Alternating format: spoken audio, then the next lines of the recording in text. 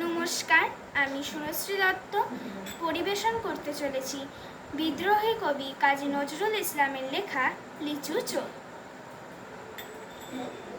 বাবুদের তাল পুকুরে, হাবুদের ডাল পুকুরে, সে কি বাস করলে তারা, বলে থাম একটু দাঁড়া।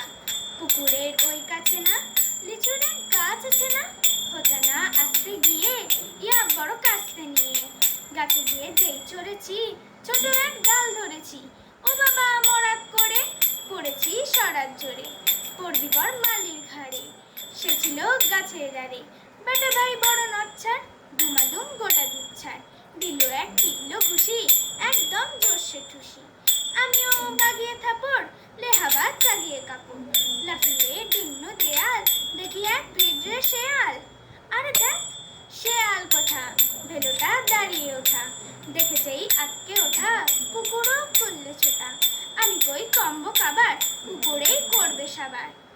বাবা গো মা গো বলে পাঁচিলের ফোঁটল গড়ে ঢুকে গিয়ে বোঝের ঘরে, যেন প্রাণ আসলো ধরে।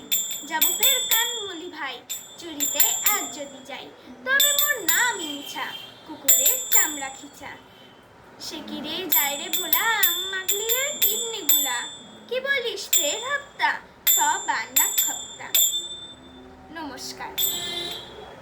কোনো ভুল ত্রুটি থাকলে ক্ষমা করবেন এবং আমাকে কমেন্টে জানাবেন।